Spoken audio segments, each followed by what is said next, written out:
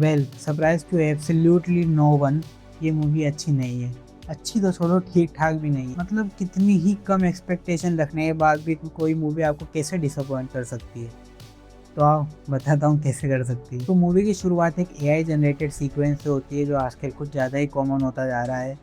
इसमें कुछ बच्चे बैठे रहते हैं, जिनके पास टेकी दादा आते हैं, कहते हैं कि आओ बच्चों तुम्हें एक कहानी सुनाऊं। पर इस सीन का कोई मतलब नहीं बनता है, मतलब इस सीन की कोई ज़रूरत नहीं थी, क्योंकि मूवी में कहीं पे भी इस सीन का कोई जिक्र नहीं है, जेकी दादा का जिक्र नहीं है, बस इन्होंने डाल दिया। क्यों? ये तो इसके राइटर से जाना है। तो शुरुआत अपन प्लॉट से ही करते हैं, क्योंकि प्लॉट में कुछ खास है नहीं। धमाल फ्रेंचाइज की पिछले इंस्टॉलमेंट में प्लॉट चलता आ रहा था कि यहाँ भाई खजाना ढूंढना है, 3-4 पार्टियां बन जाएंगी, सब अलग अलग जाएंगी खजाने पे, और एंड में कुछ ना कुछ होगा। वही सेम प्लॉट इस मूवी में भी है। इससे मुझे पर्सनली कोई दिक्कत तो नहीं है, पर जिस चीज़ से मेरे को दिक्कत है वो है कि आप 90% मूवी ही अपनी पुरानी मूवी से उठा के बना दे रहे हो। देखो, मैं इस चीज़ का काफ़ी बड़ा एडवोकेट हूँ कि मूवी इंडस्ट्री में जो भी राइटर्स वगैरह काम करते हैं, उनको जितना रिस्पेक्ट और मनी वो डिज़र्व करते हैं उतनी मिलती नहीं है।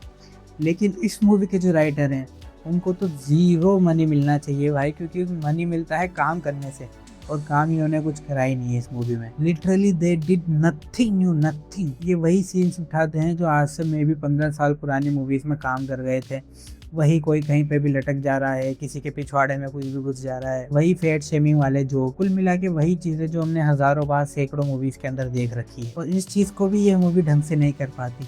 आई मीन ये मूवी बहुत बहुत बहुत ज़्यादा ही रिपीटेटिव है। आई मीन कि ये कोई एक काम करने वाली चीज़ जो प्रूवन है कि काम करती है, उसको उठा के यूज़ भी करते हैं तो एक जगह नहीं करते, सारे ग्रुप ऑफ कैरेक्टर्स के साथ सेम ही चीज़ हो जाती है। जो पहली वाली धमाल मूवी है, अगर तुम उसको याद करो तो उसमें उनका गोल तो बहुत सिंपल ही होता है कि सबको खजाना ढूंढना है, उसके लिए पॉइंट ए से पॉइंट बी पे सबको पहुंचना है।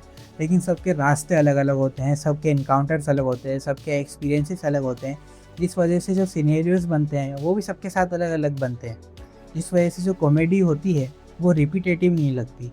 लेकिन अनलाइक दैट, धमाल 4 में जो चीज़ पहले अजय देवगन के साथ होगी, वही चीज़ अरशद वारसी के ग्रुप के साथ होगी, वही चीज़ रितेश देशमुख के ग्रुप के साथ होगी, और बीच में कभी कभी रवि किशन के ग्रुप के साथ भी होगी। जिसकी वजह से जो 1-2% इंटरेस्ट तुम्हारा डेवलप होता है मूवी के अंदर, वो भी धीरे धीरे मर जाता है कि अरे आगे बढ़ो भाई, देख लिया कितनी बार देखी एक ही चीज़। अब जो आजकल ट्रेंड चल रहा है मेटा जोक्स का, मेटा कॉमेडी करने का, उसके ऊपर भी कैपिटलाइज करने की कोशिश करते हैं, पर कोशिश ही कर पाते हैं। हाँ, उनमें से कुछ जोक्स काम करते हैं, लेकिन इतना रिपीटेटिव होने की वजह से वो चीज़ें फिर कॉमेडी से क्रिंज की तरफ चली जाती है। क्रिंज से याद आया रितेश देशमुख का कैरेक्टर, इट वो सो इरिटेटिंग भाई। उनकी परफॉर्मेंस तो ठीक थी, पर वो डायलॉग डिलीवरी ढंग से नहीं कर पा रहे थे। मतलब जो एक्सेंट था वो मेरे को समझ में नहीं आया। करना तो भोजपुरी चाहते थे, पर कर कुछ और किया उन्होंने। उसके अलावा उनके डायलॉग्स भी ढंग से लिखे हुए नहीं थे।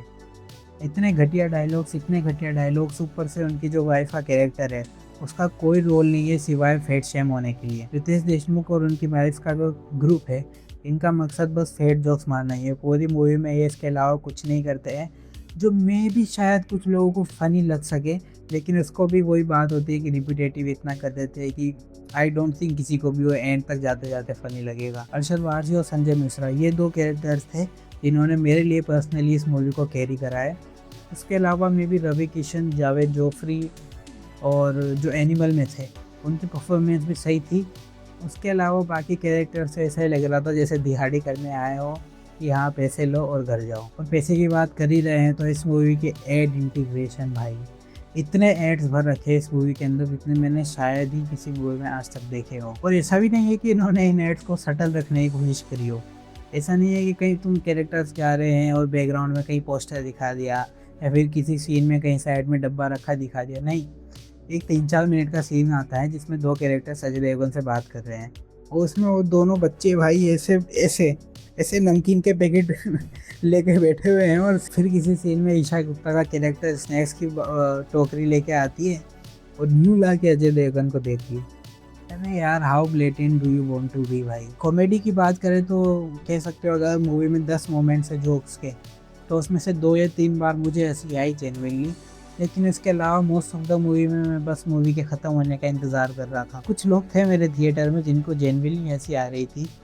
फॉर एग्ज़ाम्पल, एक जो भी भैया थे मेरे सामने बैठे थे, उनको भाई इतनी ज़्यादा हंसी आ रही थी, इतने ठहाके लगा के हंस रहे थे वो, कि 1-2 बार तो ऐसा हुआ कि उनकी हंसी की वजह से मुझे हंसी आ गई। लेकिन जो भी लोग हंस रहे थे उसमें से मैक्सिमम लोग 30 या 35 के ऊपर की एज के ही थे। तो कह सकते हो कि यह लोग शायद इसकी कॉमेडी से ज़्यादा रेजोनेट नहीं करे मेरी तरह। लेकिन ये कहानी इसके फर्स्ट हाफ तक की थी। सेकेंड हाफ में तो मेरे सामने भैया बैठे थे ना, उन्होंने भी हंसना काफ़ी कम कर दिया था। फर्स्ट हाफ में जो इन्होंने थोड़ी बहुत कोशिश करी थी ना, उसको तो सेकेंड हाफ में इन्होंने बिल्कुल ही छोड़ दिया। इनको भी समझ में आ गया कि हमसे कुछ हो नहीं रहा। उसके बाद ये थोड़ा बहुत इमोशनल सीन्स दिखाने लग जाते हैं जो भी काम नहीं करते, काफ़ी बोरिंग सही थे। म्यूज़िक भी इन माय ओपिनियन अच्छा नहीं था और ओरिजिनल भी नहीं था, इन्होंने रील वालों के सॉन्ग उठा के डाल रखे थे। उसके अलावा सेकेंड हाफ में इन्होंने बेला चाउ की जो ट्यून होती है उसको उठाया और पैसा लाओ ऐसा कुछ करके बना दिया और उसको बार बार हर 2 मिनट में बजाया जा रहा है। और ऑनेस्टली इतना ज़्यादा इरिटेटिंग हो गया था भाई कि मैं सोच रहा था कि उठ के चल जाऊँ। विजुअल्स की बात करें तो चीज़ें काफ़ी ज़्यादा ब्लैंड और नकली और पॉलिश टाइप की लगती है। मतलब इनसे एक ख़राब कमरा भी ढंग से नहीं बनाया गया, तो VFX की बात तो छोड़ ही दो। लेकिन फिर भी इनमें चुल इतनी ज़्यादा है कि मूवी ऑलमोस्ट पूरी की पूरी ग्रीन स्क्रीन पे बनी हुई है। उसके अलावा CGI एनिमल्स वगैरह डाल रखे हैं इन्होंने, जो कि ऑनेस्टली नहीं होते तो ज़्यादा अच्छा था। ओवरऑल वर्डिक्ट की बात करें तो क्या ही बताऊँ, तुम ही समझ करोगे इतना देख के कि मूवी अच्छी नहीं है, देखने लायक नहीं है। हाँ, अगर फैमिली के साथ देखना चाह रहे हो तो शायद देख सकते हो, इसका ट्रेलर देख लेना। अगर तुम्हें थोड़ा भी वो फ़नी लग रहा है तो हाँ, अपनी फैमिली के साथ देख सकते हो।